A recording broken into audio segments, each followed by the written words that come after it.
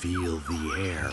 It's heavy, humid, laden with the smell of wet earth and decaying vegetation. Each breath is a gulp of life and death. Now, push aside the broad leaves blocking the path. Ahead, covered in moss and roots, a shape reveals itself. A carved stone. Not just any rock. It's the corner of a pyramid, the face of a forgotten god, swallowed by the jungle that was once forced to retreat. This is no ordinary place. It is the heart of a lost empire, the Maya Empire. For centuries, the West believed these forests were home to primitive tribes. But beneath this vegetation pulsed one of the most brilliant civilizations in human history. Masters of mathematics, astronomers of unnerving precision, architects of colossal cities. They developed the concept of zero, mapped the movement of the stars, and created a hieroglyphic script so complex it challenged the greatest minds for generations. And then, at the height of their power, something happened. The great cities of the south were abandoned. The people vanished into the jungle. What brought down the god-kings of Copan and Tikal? The first clue, the first whisper of this lost world reaches European ears in 1576. A Spanish official named Diego Garcia de Palacio, venturing through unmapped territories of Guatemala, stumbles upon the unthinkable: ruins. Not of huts, but of a city of stone, Copan. Imagine the shock. Palaces, courtyards, pyramids and stelae covered in inscriptions he cannot read. Palacio writes to the King of Spain, marveling, describing a place that must have been the seat of a great power and a civilized population. He doesn't understand what he sees, but he knows it was not the work of savages. He hears the local legends of a great king who came from the north to found the city, but the truth is far older and more complex. Palacio is looking at the ghost of a civilization that flourished 800 years before his arrival. Go back in time. Forget the gray ruins. See the colors. The plazas are alive, teeming with merchants, artisans, and priests with elaborate headdresses of quetzal feathers. The sound of drums echoes from the tops of the temples. This is the era of the Ahua, the divine kings. Cities like Tikal, Calakmul, and Copan are rival superpowers, metropolises with tens of thousands of inhabitants. But the grandeur of the ceremonial centers is sustained by an unseen foundation. Move away from the pyramids. Follow the trails out of the city. There, the smell of smoke and cooked maize hangs over houses of wood and thatch. A farmer's hands know the earth, the cycle of the milpa, the sacred trinity of maize, beans, and squash.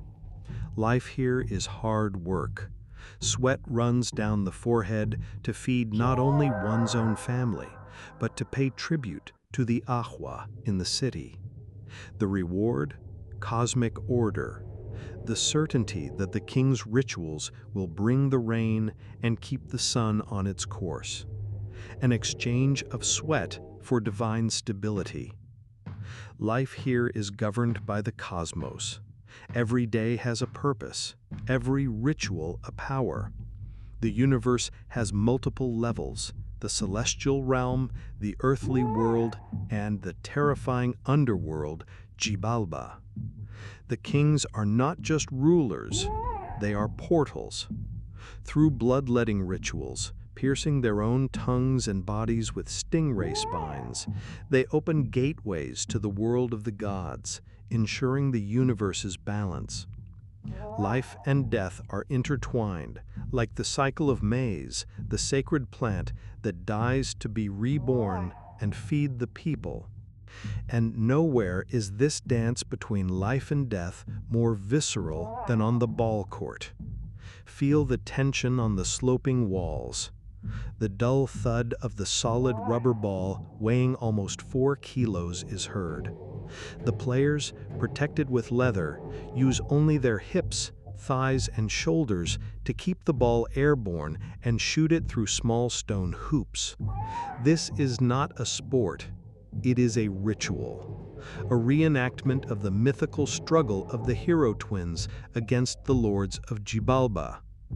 The game can end with the celebration of life, but often, for captives or the losing team, it ends with sacrifice.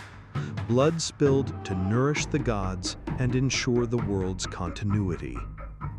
And all of this, every war, every royal birth, every stellar alignment, is meticulously recorded. The stone stelae are the history books of the elite. The Maya script, one of the world's few truly original writing systems, combined symbols for words and syllables. They recorded not just history, but time itself. With a vigesimal math system that included 0, they created calendars of astonishing complexity.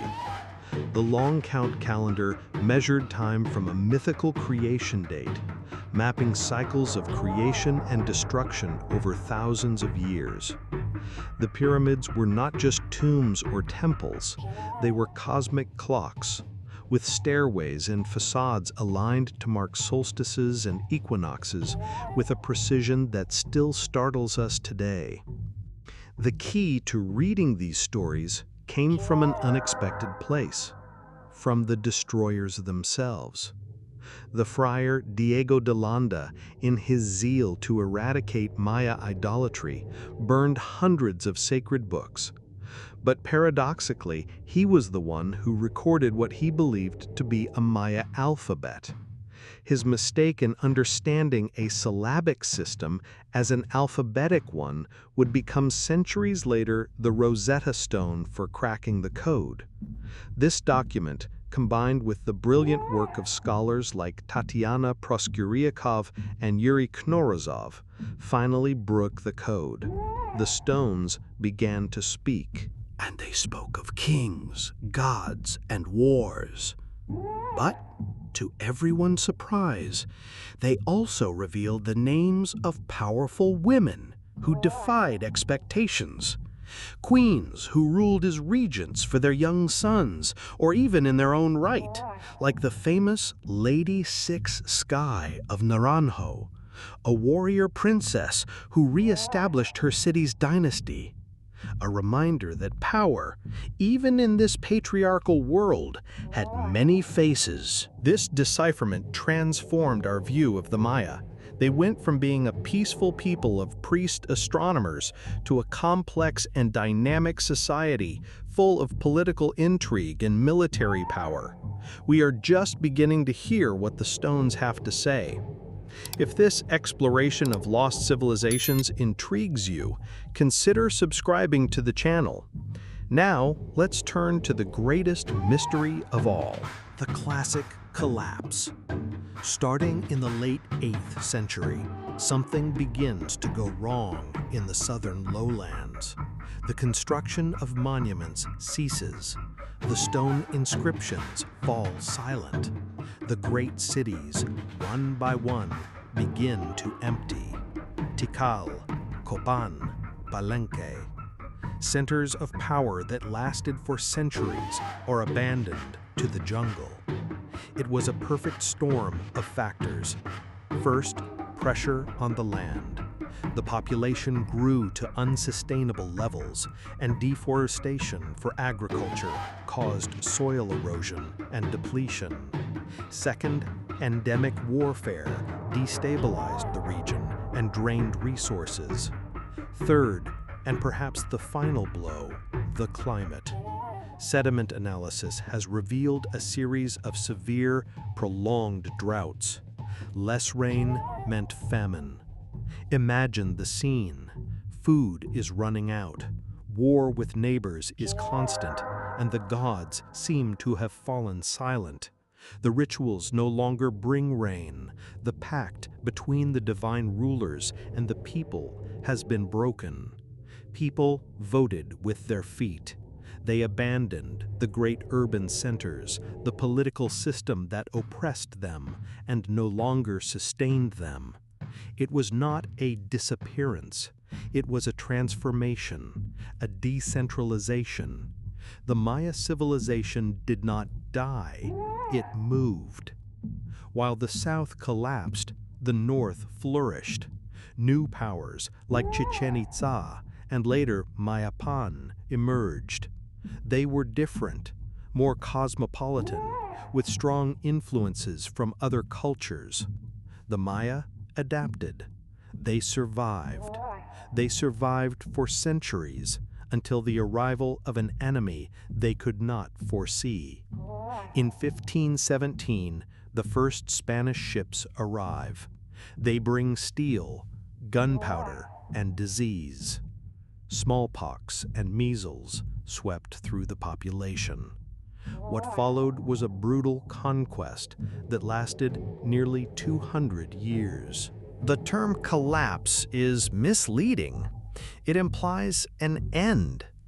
But the Maya never ended. What collapsed was a specific political system. The people, the culture, the language, the resilience, that survived.